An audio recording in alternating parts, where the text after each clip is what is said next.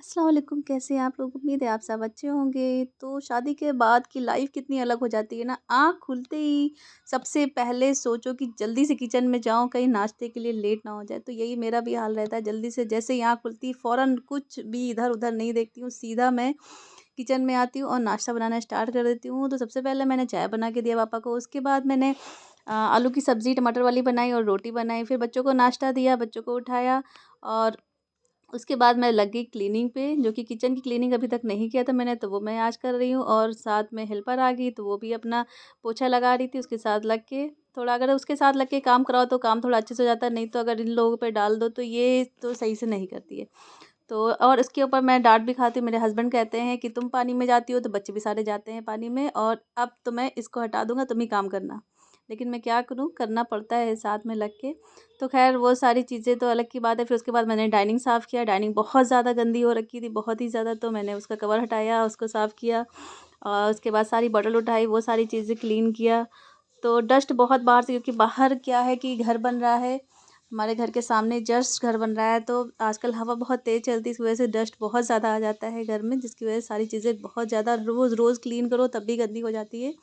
तो सारी चीज़ें क्लीनिंग किया, बॉटल वगैरह सब साफ़ किया, उस पे जो डेकोरेशन के लिए रखा था वो सारी चीज़ें क्लीन किया और जो इसके ऊपर डाइनिंग के ऊपर जो कवर रखा हुआ था, मैंने जो डाइनिंग पे कवर लगाती हूँ, वो भी बहुत ज़्यादा गंदा था, तो उसको अच्छे से सर्फ़ डाल के उसको मैंने हाथ धुल के उसको फैला दिया और जिस दस्तरख़्वान पे खाना खाते वो भी बहुत गंदा हो गया, तो वो भी अलग से क्लीन किया। तो ये सारी चीज़ें जो मेरी कई दिन से पेंडिंग में पड़ी हुई थी, जब से मैं घर आई हुई हूँ, तो आज मैंने वो सारी चीज़ें मुकम्मल कर लिया। उसके बाद मैंने खाने के लिए सब्ज़ी मैंने जो बनाई थी सुबह, वो ग्रेवी वाली बनाई थी। मुझे सिर्फ़ चावल बनाना था, तो चावल मैंने बना लिया है और कुकम्बर लग के निकाल के मैंने फ्रिज से वो मैंने कट कर लिया। उसके बाद मैं चली गई ऊपर छत पे, क्योंकि ऊपर भी रूम में मेरा बहुत सारा काम पड़ा हुआ था और मैंने कल कपड़े धुल के डाले थे बाहर, तो उसको भी हटाना था, देखना था सूखे कि नहीं सूखे, और कुछ कपड़े मशीन में भी डाल लेते, वो सब भी निकाले मैंने। तो ये सारे कपड़े मैंने अलट-पलट के देखे कि कुछ सूखे, कुछ गीले हुए थे, तो उसको मैंने देखा। उसके बाद मैं कमरे में गई और आज जो आपको मैं पहली बार अपने कमरे का रूम का ब्लॉग मैं दिखाना चाह रही हूँ कि मेरे रूम की हालत क्या होती है, क्योंकि मैं सुबह उठ के आँख खुलते ही मैं नीचे भागती हूँ नाश्ते के लिए। तो बस जब मैं आके देखती हूँ तो ये ऐसे ही पड़ा रहता है। अगर मुझे दिन में टाइम कभी नहीं मिलता है, बच्चे ऊपर नहीं आने देते, तो ये मुझे रात में आती हूँ तो मैं क्लीन करती हूँ। तो इस तरह से मैं जब भी मुझे टाइम मिले जल्दी से आकर के मैं कमरा साफ़ कर देती हूँ, नहीं तो वो ऐसे ही रखा रहता है। अच्छा, तो फिर मैं जब घर से आई थी, तो हुआ क्या था कि कपड़े इसके अंदर अभी तक पड़े हुए थे, तो मैंने आज सारे कपड़े निकाल के और जो नए सूट हैं, जो मैं इसके अंदर रखती हूँ, तो कुछ सूट जो मेरे थोड़े से हल्के हैं, थोड़े मतलब शादी वाले, लेकिन बहुत ज़्यादा हैवी नहीं, तो इसमें कुछ सूट मैं इसमें बेड में डाल के रखती हूँ कि आराम से निकाल लूँ। बहुत ज़्यादा हैवी वाले ट्रंक में रखे हुए हैं, तो इसमें मैं रख के इसके ऊपर मैंने बेड के अंदर रख देती हूँ और फिर ये बेड के ऊपर मैंने चादर-वादर वगैरह सही किया। कमरे की हालत जो बहुत ज़्यादा बिगड़ी हुई थी और ये रोज़-रोज़ बिगड़ जाती है, क्योंकि जैसे ही मेरे बच्चे रात में आते हैं, वो उछल-कूद मचाना स्टार्ट कर देते हैं और वो इतना शैतानी करते हैं कि सारी चादर सब इधर से उधर कर देते हैं और रोज़ का यही होता है। तो ये एक दिन की सफाई नहीं, ये रोज़-रोज़ की होती है। तो फिर उसके बाद मैंने ब्लैंकेट वगैरह सारे क्लीन किया, सब साफ़ किया, तकिए सही करी। इसको डीप क्लीनिंग तो नहीं करेंगे, ये रोज़ की क्लीनिंग होती है मेरी। तो ये मैं सही-वही करके उसके बाद रूम की हालत सुधारने के बाद मुझे और भी बहुत सारा काम था, तो ये सारी चीज़ें क्लीन किया, चादर सही किया और जो सामान क रूम में फैला हुआ था, पहले तो इन लोगों के बहुत सारे टॉय रूम में थे, लेकिन अभी मैंने सब हटा दिया है, क्योंकि इतने सारे टॉय ये रूम में रख देते हैं, उसके बाद जब रात में आँख खुलती है तो सब पैर के नीचे आते हैं, तो इसलिए मैंने सारी चीज़ें हटा दिया अभी फ़िलहाल। और ड्रेसिंग पे थोड़ा बहुत सामान बहुत बिखरा हुआ था, जो कि मेरे बच्चे ड्रेसिंग तक के चढ़ के वो सब सामान भी फेंक देते हैं, तो सब भी मैंने ठीक किया। थोड़ा बहुत सामान फैला था, थोड़ा डस्टिंग कमरे में थी, तो वो सब कपड़े से लेकर के साफ़ किया और ये मेरे बच्चों की फर्टिलाइज़र बॉटल है, जिससे मैं दूध गर्म करती हूँ रात में उठ के। तो ये बहुत यूज़फुल है मैं बहुत टाइम से इसको यूज़ कर रही हूँ, बहुत अच्छी भी है, बेबी हग से मँगवाया था, ये बहुत अच्छी है। उसके बाद सारी चीज़ें क्लीन करने के बाद फिर ये देखिए मेरा कमरा, फिर मैं कमरे से बाहर आती हूँ और ये इस तरीके से इससे ज़्यादा सुधर नहीं सकता, क्योंकि मेरे पास इससे ज़्यादा टाइम नहीं रहेगा कि मैं इसको बहुत अच्छे से क्लीन कर पाऊँ। तो बाहर आई, फिर बाहर मैं बरामदे की झाड़ू लगाई, अभी एक पोर्शन में लगाई, दूसरा पोर्शन अभी वैसे ही पड़ा हुआ है। मेरी देवरानी की तरफ का वो रहती नहीं है, तो उधर ही बहुत ज़्यादा गंदगी हो जाती है, तो उधर भी क्लीन करना है, लेकिन आज मैं इधर की सफाई कर रही हूँ, कल मैं उधर की सफाई कर लूँगी। तो ये इधर झाड़ू वगैरह लगाने के बाद फिर बेसिन की भी हालत बहुत ज़्यादा ख़राब हो गई थी, तो उसको भी क्लीन करना था। और ये कोई नहीं था, जबकि मैं नहीं थी तो घर पे यहाँ पे कोई भी नहीं था, सिर्फ पापा थे और मेरे हस्बैंड थे। तो ऊपर तो कोई नहीं आता है, मेरे हस्बैंड सिर्फ रात में आते हैं लेटने रूम में, लेकिन उसके बावजूद भी बाहर से इतना डस्ट आता है कि ये सब गंदा हो जाता है।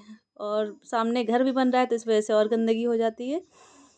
तो उसकी वजह से ये सब क्लीन करना पड़ रहा है और ये हमेशा ऐसे ही होता है। खैर, तो ये देखिए मेरा भैया, जो मैं ऊपर कुछ काम कर रही थी लेकिन इसको भनक भनक लग गई कि मेरी मम्मा नहीं है, और ये दौड़ता भागता आ गया। बहुत टाइम इसने फिर भी मुझे दे दिया है काम करने के लिए, ये इतना भी टाइम मुझे नहीं देता है। और पीछे ये मैडम ऊपर बैठी हुई थी तो ये भी दूध मांग रही थी, तो इनको मैंने दूध ला के दिया।